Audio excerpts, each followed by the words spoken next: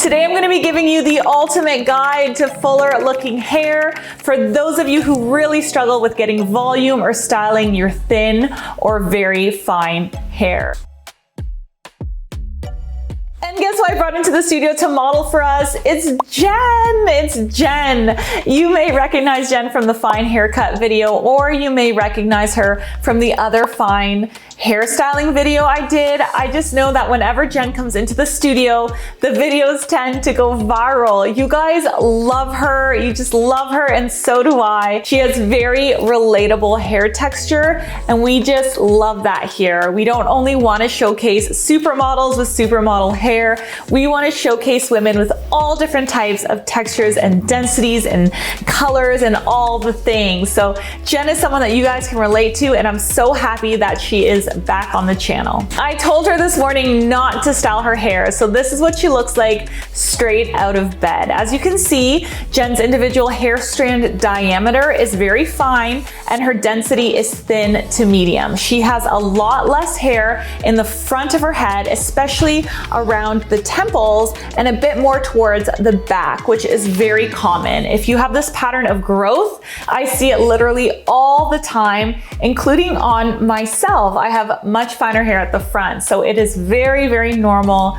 Don't get too stressed out about it. It's annoying, but it is normal. The little hairs that Jenn has in the front are growing in really nicely, so they look like baby hairs, but since they are shorter, she doesn't have that strong frontal baseline. Jenn also has a very defined cowlick at the front, and I'm going to show you how to style that away so that the fringe sits perfectly, in case you struggle with that too, because it's also a very common struggle. I did her makeup off camera so that she would feel like the glamorous queen that she is today, and then we got started on her hair. There are 3 things that you need in order to get perfect hair results, and those things are products, proper tools, and styling techniques.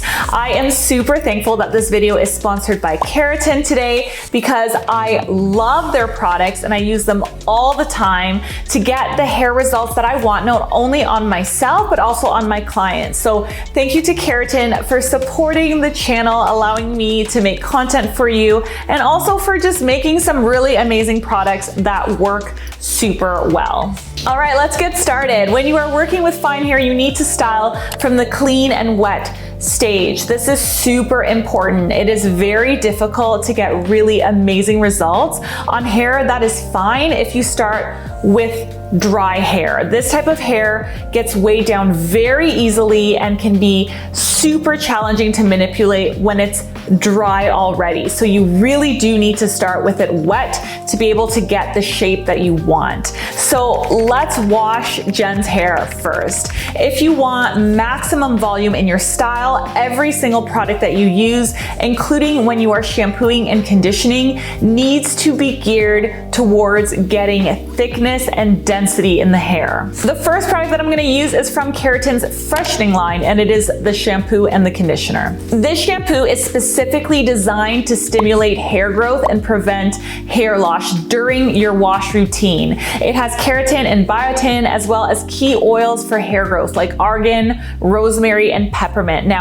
when we have fine hair, the thought of using oils feels super scary, but I am telling you, this will not weigh your hair down at all, and you will see that it is weightless as I style Jenn's super fine hair. When I apply this specific shampoo, I bring it to a lather and then I let it sit on the scalp for about a minute so that the scalp and the hair follicles can absorb the nutrients in the product. I don't do that for every shampoo, but for this one, because it has those key ingredients for hair loss, I definitely do give it that time. And then when I use the conditioner, I keep it about 2 inches away from the roots so that I don't risk it weighing the roots down at all. This isn't a heavy conditioner, but for a texture like Jenn's, you really do want to keep it away from the roots. Now you need to start a product cocktail in the wet stage that will give you longer lasting hold in the volume that we are about to create with our hot tools. So the first thing that I used was the extensive thickening treatment. This product is a bestseller in the Keratin line, and I definitely can see why. This uses a polymer technology that will increase the hair's thickness and strength over time, which basically means it will stop it from breaking and from shedding excessively. It also works as a heat protector, a damage repair product, and a moisturizing product. So this is really cool, and it's also completely weightless. So if you're looking for a leave-in conditioner style spray product, but you have thinning or fine hair, then get this one. This one really is great for that, and it's not gonna weigh your hair down.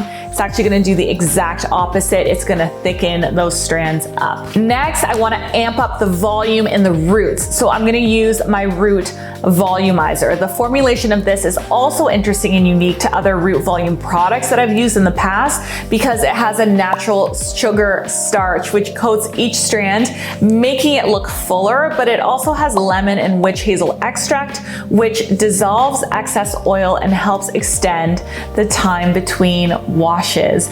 I know that a lot of people with excessively fine hair feel like their hair is always greasy at the roots, even after immediately washing it. So this will stop that from happening too quickly. It really does keep that area in the scalp kind of oil free. So it's awesome. Gives you volume and keeps it oil free for a longer duration of time. And then finally, we need something in the mid shafts and ends as well. So for that, I like using the volumizing mousse. This has orange extract, which Jen noticed immediately. It makes the hair smell amazing, which is always such a treat. And it also makes the hair look glossy. It increases volume and it deeply smooths and hydrates. So in a nutshell, what we're doing is we're treating the hair with the extensive thickening treatment first, then we're boosting the volume at the root and keeping it longer lasting with the root volumizer, and then we're boosting the volume again and increasing the shine, but in the mid shafts and ends now with the volumizing mousse. This is the perfect cocktail to create volume and shine and a long lasting style. Let's blow dry. I am using a 1-inch ceramic round brush on Jenn. All of the products and the tools used will be linked in the description box as they always are. The first thing that I like to do is rough dry the hair to get rid of excessive moisture. It is less damaging to blow out hair that isn't soaked for one, and it's also much less time consuming and you get more shine and less frizz that way. When you are rough drying, you want to hold the hair out 90 degrees from the head. You want to infuse the root with volume right from the beginning. Then once you have the hair about 50% dry, you can start with your round brush. Now, when you are round brushing, if you're looking for maximum volume that lasts a really long time, you want to blow dry the base of the hair upwards and not downwards. You want to make sure that you're getting that root 100% dry. There's absolutely no dampness left in the root, and that you are manipulating the root to curve up and over. So look at the position of the round brush when I do this. I am moving everything in an upwards direction. Every single strand of hair is being blow dried up before it's curving over.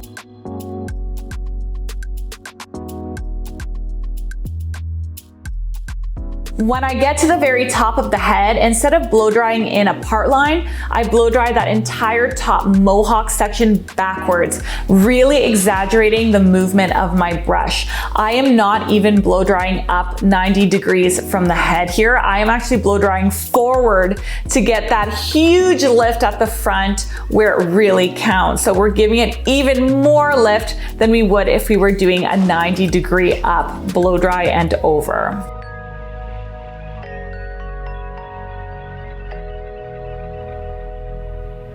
Okay, now let's talk about controlling this cowlick, because this is a problem a lot of you guys have. So when you're trying to tame a cowlick, you have to do it when it is totally wet or it will not work. It has to be wet. So as you can see, I wet it down first, and then I took a fine-tooth comb and I did what I call confusing the root. So basically, I pushed the hair down with the fine teeth of that comb and I blow dried it all the way to one side, and then all the way to the other side, and all the way to one side, and all the way to the other side until it was 100% dry. When the root was 100% dry and flat, I beveled the ends to give it a nice curve with my round brush again. So as you can see, it's laying perfectly across the forehead without wanting to lift or be all crazy with the cowlick. Now here's an extra step that you can do if you really want that style to have maximum volume and to last a very long time. You can use, no surprise here, Velcro rollers. I talk about them all the time. I avoided the fringe on Jen because she has that cowlick there and we've already tamed it. So for her, I did a mohawk placement right at the very top of the head, but behind the fringe. Now, here's a mistake I often see made. If you want maximum volume, you need to place the rollers on base. Let's nerd out with hair, let's talk theory. So basically what that means is that the roller needs to sit directly on top of its base. The way that you get it to do that is to over direct the hair greater than 90 degrees. So you are directing the hair towards the front of the face and rolling it down so the hair is sitting right on top of its base. So take a look at this for reference. If you pull the hair 90 degrees up and roll it down, the roller will sit halfway on its base and it will give you a medium amount of volume, which is not what we want in this case. If you hold the strand 45 degrees back and roll it down, it will sit off base, and that's gonna give you the least amount of volume. So just make sure to push the hair forward above 90 degrees before rolling down to give you the max amount of lift if that's what you want. If you don't want the max amount of lift, then you can go half off base or even off base. But truthfully, I don't know a fine hair girl who doesn't want a lot of lift. After that, I heated up the Velcro rollers with the diffuser attachment on high heat. I let the hair cool down completely and then I released it. Just so you guys know, Velcro rollers won't do anything unless the hair that is placed on it is hot. Hair is malleable when it's hot and it sets its shape when it's cool. So if you want the rollers to give you volume, you either need to place your hair in it when it is hot from the blowout or heat it up when it's on. Then you want to wait until the hair is 100% cooled down to release it. And when you do that, look how much incredible amounts of crazy volume you get, even on low density fine hair. So here we go. This is our final result. As you can see here, Jen's hair looks like it is double the density. The roots are super lifted from the root volumizer spray. The mids and ends are full, glossy, and super shiny from the extensive thickening treatment and from the volumizing mousse. If you want to learn even more tips and tricks for your fine hair, stick around and watch these videos next.